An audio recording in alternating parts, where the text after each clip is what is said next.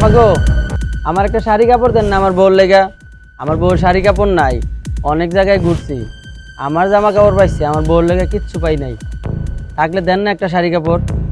এই লুঙ্গি পাইছিস না? এবার যা, তোর বউর যদি শাড়ি কাপড় প্রয়োজন থাকে তোর বউরে গিয়ে পাঠা। আরে বইলো না, এরা কি করে জানো, এখান থেকে কাপড় নিয়ে বাজারে নিয়ে বিক্রি করবে, এদের স্বভাবটা এরকম। না স্যার, হাসা কথাই কইতাছি, বিক্রি করবো না, পারলে একটা শাড়ি কাপড় দেন আমারে। এই তুই এখান থেকে যাবি? ফকিন্নির বাচ্চাদের হাত পাতার অভ্যাসটাই গেল না, যা এখান থেকে।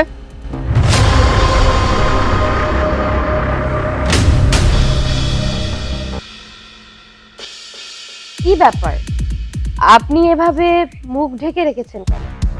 আরে তাই তো, উনি আমার মনে হয় কি জানো, উনি একটা লুঙ্গি নিয়ে গেছে, এখন আবার মুখ ডেকে আসছে একটা লুঙ্গি নেওয়ার জন্য। চোর ধরার উস্তাদ আমি, চোর কিভাবে ধরতে হয় আমি দেখাচ্ছি, দাঁড়াও।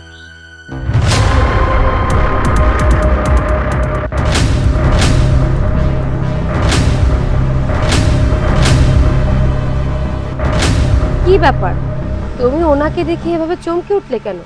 তুমি কি ওনাকে আগে থেকে চিনো? আরে না না, আমি ওনাকে কোত্থেকে গেছিলাম? আরে আমি হচ্ছে বড় লোক, উনি হচ্ছে ফকির, হয়তো রাস্তাঘাটে কোথাও দেখেছি মনে হয়, এরকমটা হবে। আচ্ছা একটা কাজ করো তো, একটা লুঙ্গি দিয়ে এই ফকির থেকে বিদায় করো। দাঁড়াও চাচা, আপনার চেহারা দেখে মনে হচ্ছে আপনার মনের ভিতর কালবৈশাখী ঝড় বয়ে যাচ্ছে, কিন্তু আপনি সেটা মুখে প্রকাশ করতে পারছেন না। চাচা, আপনি যদি ওনাকে চিনে থাকেন আমাকে বলুন। না রে মা, আমি ওনারে চিনি না। ওনারে কি করে চিনবো? উনি হইলেন বড় লোক, আমরা হইলাম গরিব মানুষ। গরিব মানুষ বড় লোককে চিনতে পারেন। কি করো রহিম ভাই, নিজের ছেলেরে তুমি। থাম, কিচ্ছু কবি না, কবি না। না না, আমি আজ থামবো না রহিম ভাই, তুমি আবার থামায়ও না। ম্যাডাম, আপনার বাড়ির সামনে একটা ফিতরার লুঙ্গি নেওয়ার জন্য যে লোকটা দাঁড়িয়ে আছে, এই লোকটা আর কেউ না, আপনার পাশে যে ভদ্রলোকটা, এই ভদ্রলোকের একমাত্র জন্মদাতা পিতা। এই, ওনারা কি বলছে? উনি যেটা বলছে এটা কি সত্য? আরে আমি ওনাদের চিনবো কোত্থেকে? ওরা হচ্ছে ফকির, ওরা একটা কাপড় বেশি নেওয়ার জন্য মিথ্যে কথা বলে থাকে। ফকির ওনারা না, ফকির হচ্ছে তোমার মন মানসিকতা। আরে যেই পিতার উসিলায় তুমি পৃথিবীর আলো বাতাস দেখেছো, যেই পিতা তোমাকে ছোটবেলা থেকে লালন পালন করে এত বড় করেছে, যেই পিতার নিজের মাথার ঘাম পায়ে ফেলে তোমাকে সুশিক্ষায় শিক্ষিত করেছে, যেই পিতার কারণে আজকে তুমি সুশিক্ষায় শিক্ষিত হয়ে আমাকে বিয়ে করতে পেরেছো, সেই পিতাকে অস্বীকার করতে তোমার লজ্জা করলো না? এখন আমার লজ্জা হচ্ছে যে এতদিন আমি একটা পুরুষ নামের কাপুরুষের সাথে সংসার করেছি। ছি, লজ্জাজনক ব্যাপার। আরে তোর মতো পুরুষ নামের কাপুরুষদের আমি ধিক্কার জানাই।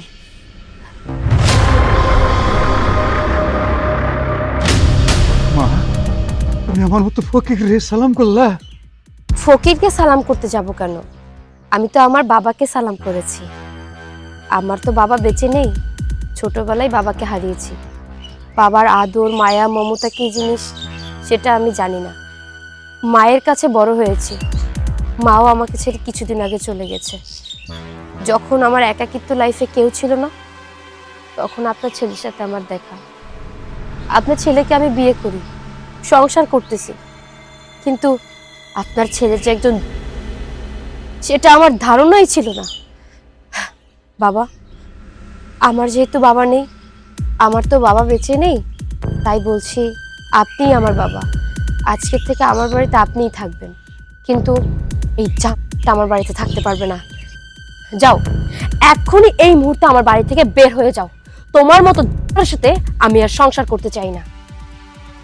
শেফা, আমার ভুল হয়ে গেছে, প্লিজ আমাকে ক্ষমা করে দাও। ক্ষমা? আপনাকে ক্ষমা করব?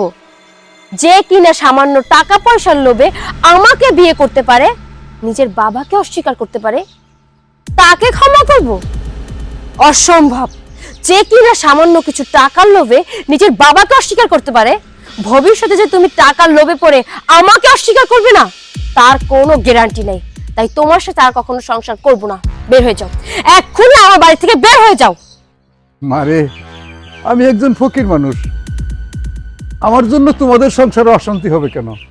তার চেয়ে বরং আমি চলে যাচ্ছি। দেখেন, বাবা কাকে বলে? একজন বাবা নিঃস্বার্থভাবে তার ছেলে মেয়ের জন্য, তার সংসারের জন্য সারাটা জীবন পরিশ্রম করে যায়, টাকা পয়সা ইনকাম করে, রোজগার করে, নিজের জন্য কিচ্ছু রাখে না। এর নামই হচ্ছে বাবা। একজন বাবার নিজের পায়ে ছেঁড়া জুতা থাকার সত্ত্বেও একজোড়া ভালো জুতা কেনে না, কারণ নিজের সন্তানের পায়ে একজোড়া ভালো জুতা পরাবে বলে। একজন বাবার নিজের গায়ে ছেঁড়া জামা থাকার সত্ত্বেও একটা ভালো জামা কেনে না, কারণ নিজের সন্তানকে ভালো জামা কাপড় পরাবে বলে। এর নামই বলে বাবা। যাও, এক্ষুনি আমার বাড়ি থেকে বের হয়ে যাও, তোমার মুখ আমি আর দেখতে চাই না। শেফা, আমার ভুল হয়ে গেছে, আমাকে ক্ষমা করে দাও। তুমি আমার কাছে ক্ষমা চাইছো? ক্ষমা চাইলে তোমার বাবার কাছে চাও, যার সাথে তুমি এতদিন ভুল করেছো, অন্যায় করেছো।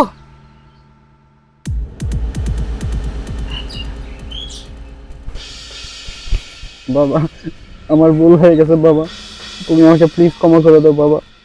উঠ বাবা, তুই তোর ভুল বুঝতে পেরেছিস, এ থেকেই আমি খুশি বাবা। বাবা, তাহলে আর বাইরে দাঁড়িয়ে না থেকে চলুন ভিতরে চলুন। উনি আপনার কি হয়? উনি আমার একজন ছোট ভাই মা। ও আচ্ছা, আসুন ভিতরে আসুন। আজকে থেকে আপনাদের আর ভিক্ষা করতে হবে না, আমার বাড়িতেই আপনারা থাকবেন। ভালো হইলো, ভালো হইলো। আয় ভাই, আসুন। চল।